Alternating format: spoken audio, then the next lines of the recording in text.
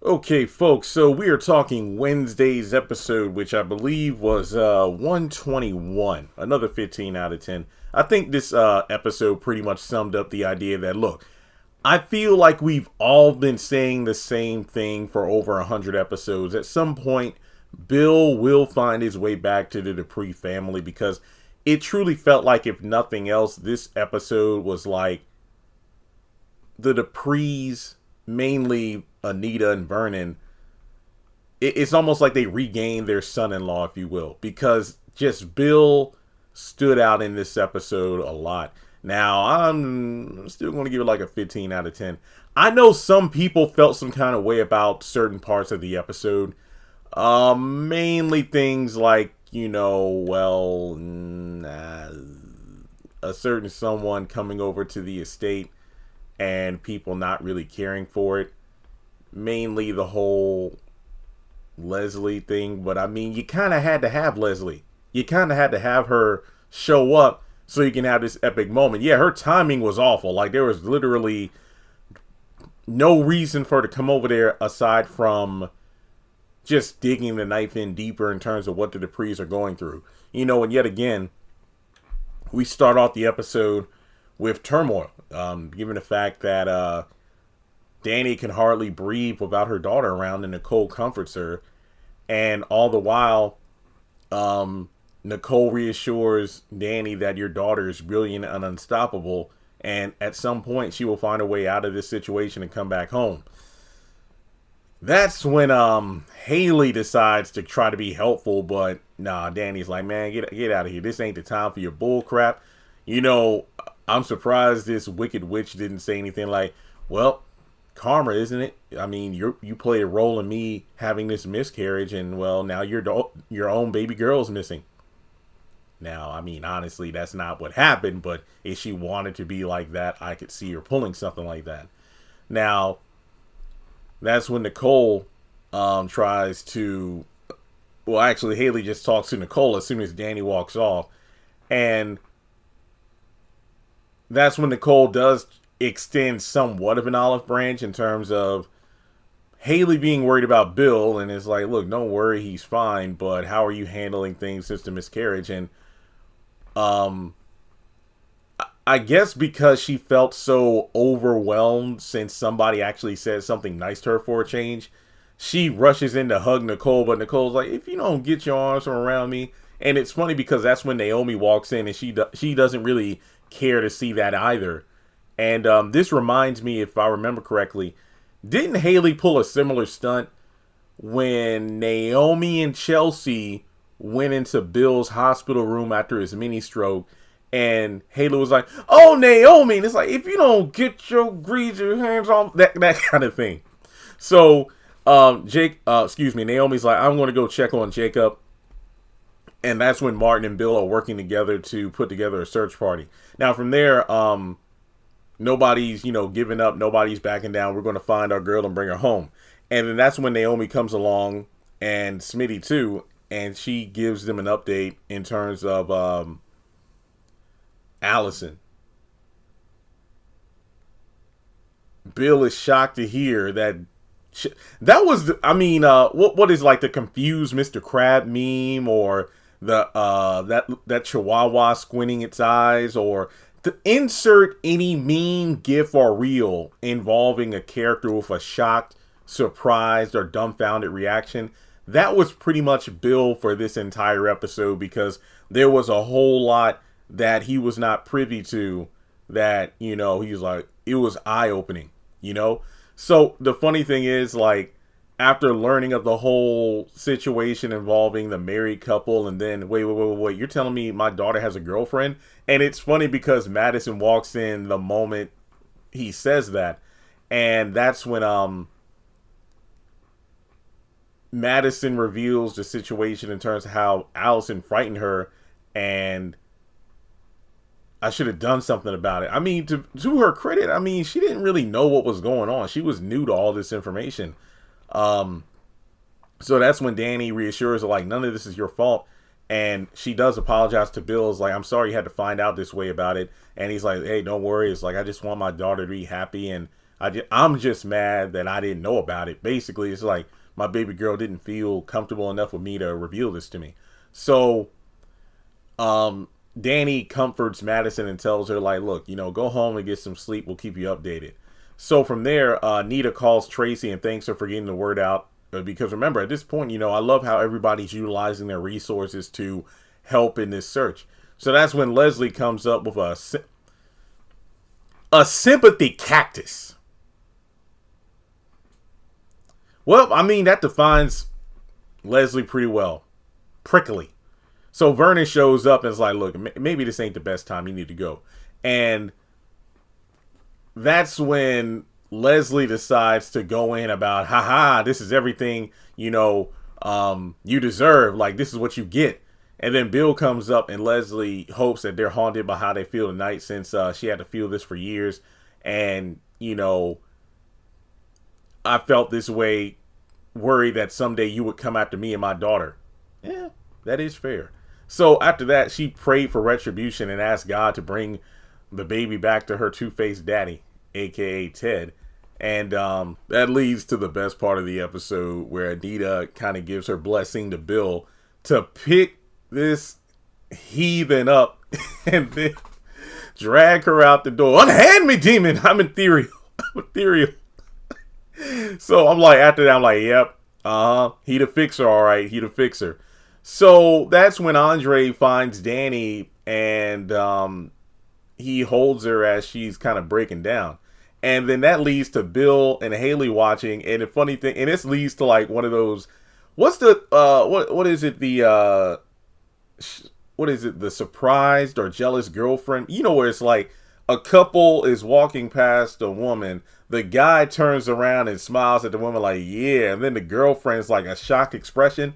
That's essentially what's happening here, where Andre's holding Danny, Bill is looking shocked, and then Hayley's looking at him pissed off like, what are you jealous for? So he's like, yeah, you need to go home. So that's when Nicole hands Bill some tea to kind of calm his nerves. And, oh yeah, so you're just learning about those two for the first time. And then that's when she reminds him about everybody having secrets. Let's not forget about your own secrets. So I love in this moment, or in this episode, Nicole is kind of bouncing around being a mini therapist, if you will, just because of the fact that this is just one of those times where, for the most part, outside of unwanted individuals popping up to the house, everybody's putting their own differences aside for the sake of, the family emergency. So okay, I love Kat. I do. I don't love her personality, but I love the character. But then there are moments where I'm like, see, you would make a great detective, but I feel like you pushed the line too far. I mean, that's why, honestly, her and Jacob would make for an interesting pairing, not romantically. But in terms of a co-worker aspect, partners, it's just that Kat is going to cross. She's a habitual line stepper, and Jacob is one who follows things by the book. And that's why they work so well, because if they were both straight-laced, it wouldn't really have the same entertainment factor as Kat going too far, but then Jacob reeling her back in. And then sometimes Kat's influence rubbing off on him, where it's like, you know what? Tried to do this by the book, but fine. We'll do it your way. And that's what makes Jacob's turn so great whenever he decides to, cut through the red search tape or whatever, or police tape, in order to bend the rules, because he's so straight-laced. And that's what makes it so epic. Now, Kat does something very stupid. Look, I get it. It's family. You do anything for family. But I don't think she's thinking about the short term, not the long term. So, taking what she learned from Craig regarding Joey's escort business, this woman, oh yeah, this is the first time she's been into casino. So she bursts in there and starts questioning him about his escort agency. And he's like, well, I mean, if you're that hard up, why don't you go and pick someone up? Oh, this guy. So, she keeps, just pestering him about his service and the address of a particular client, which obviously he's not going to give that up. At least not for free. So she's like, fine, I'll get a warden. yeah, that's going to take time, little girl. Fine, I'll pay you. I don't need that. So he keeps begging, and then he's like, you know what? Fine. Send me your brother, and we can discuss some sort of exchange. Cat. Remember the last time you bend the rules in order to plant incriminating evidence, yet it didn't work? Now you're putting your brother, who's already involved with Joey, via the, it wasn't Martin specifically, but, Vernon. So let me put this, I don't think your grandpa would like what you're doing. So Martin and Smitty go back home, and Martin finds, look, at this, he says, like, he just drops a bar, like, black girls go missing all the time and nobody cares.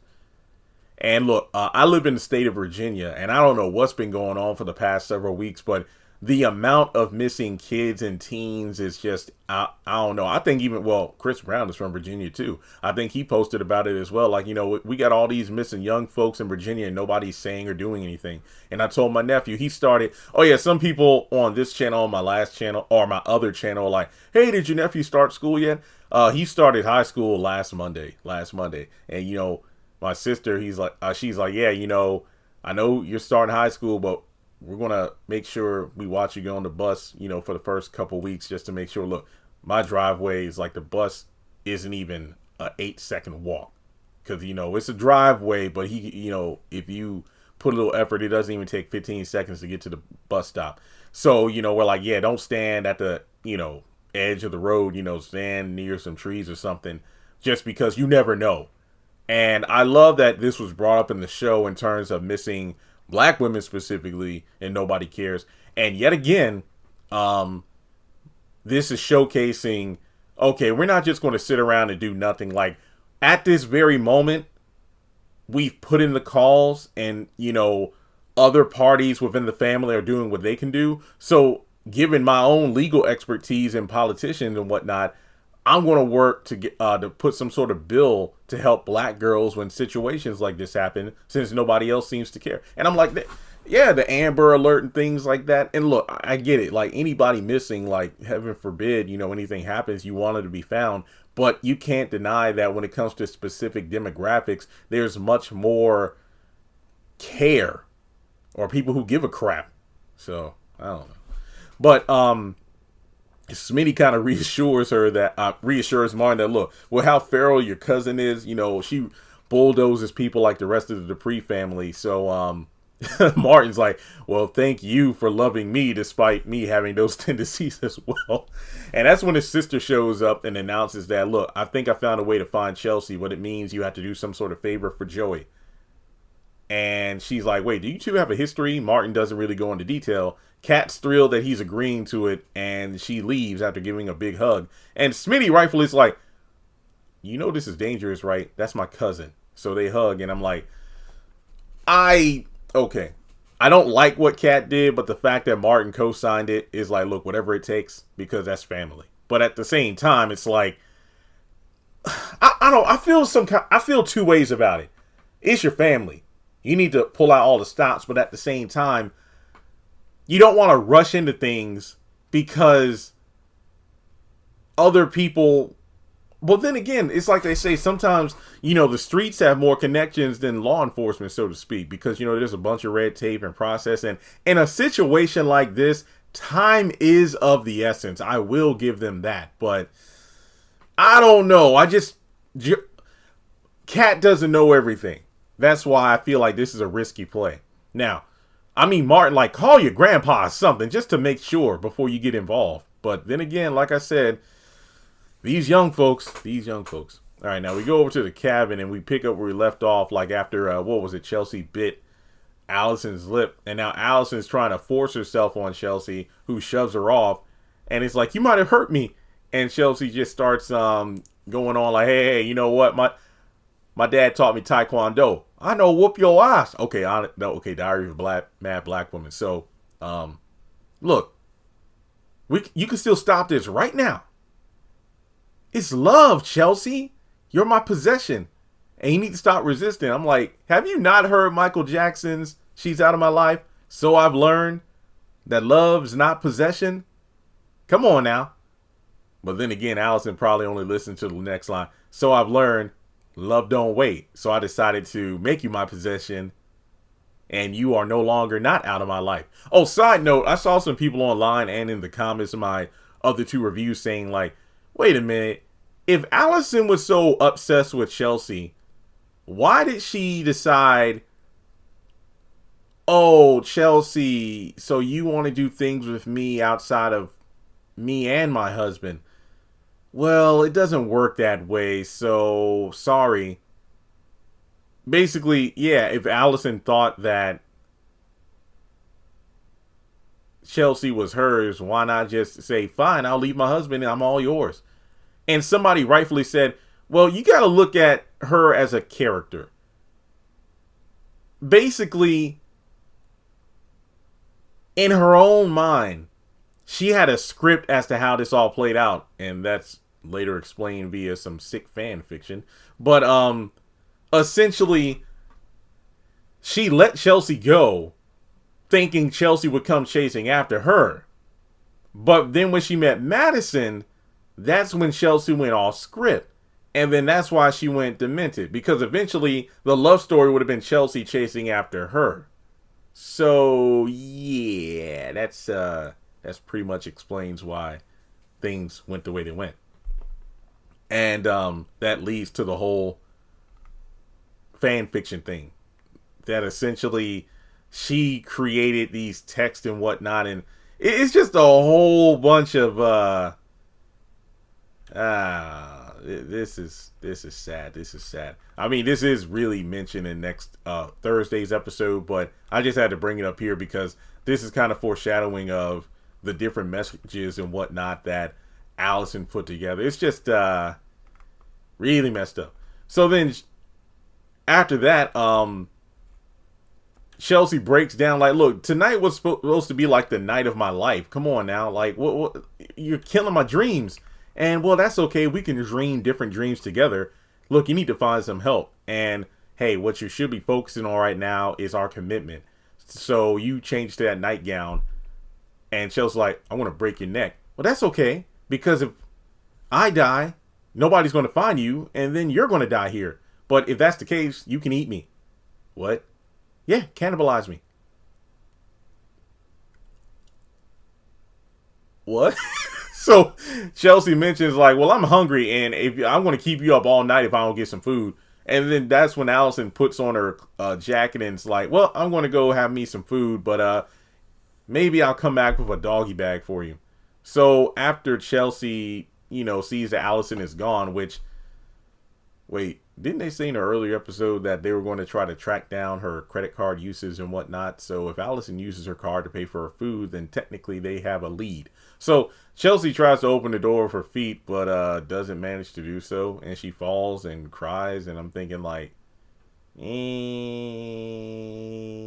think I could. I'm no Batman and I'm no Harry Houdini, but I feel like there are multiple ways she could have gotten out of this situation.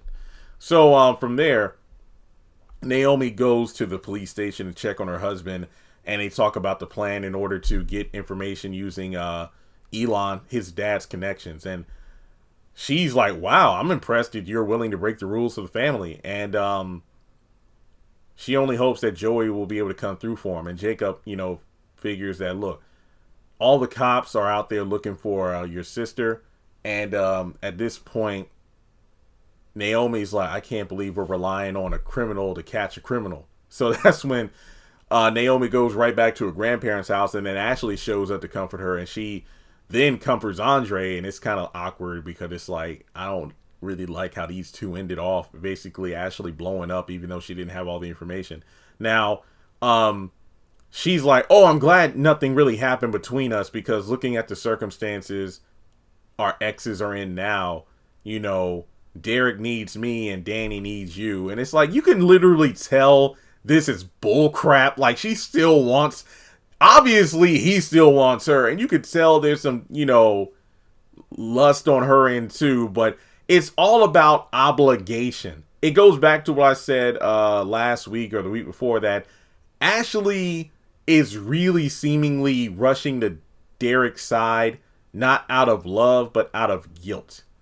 And I mean, Andre is like broken right now because he got, he left one chick for another, and then he got, what's that meme? It's like when you cut off the rest of your roster for one girl, and then that one girl says, "Yeah, I think we're better off as friends." And it's like, well, damn, that's pretty much what's that expression?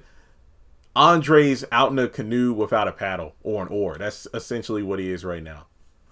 So speaking of which, rather than being comforted by Andre, Danny holds Bill's hand and they talk about how proud they are of their daughter and the fact that he's upset that how much he impacted them. And remember, that's been a running thing since like the first episode, both daughters having a grudge because of his affairs and broken marriage to their mom. And he says that, you know what, look, I will find a way to fix this. So that's when Martin goes to the casino and Joey admits that, hey, I got something that could lead you directly to Allison's front door. And Martin's like, okay, so what do you want? And then Joey's like, well, I help your family and I never asked for anything. And I like to see that evolve so it's beneficial to me too. Basically, I scratch your back, you scratch mine. So I don't want there to be any sort of intermediaries between them. And if you take my help, you're going to be in my debt. And I'll decide how that debt is going to be repaid. Don't do it!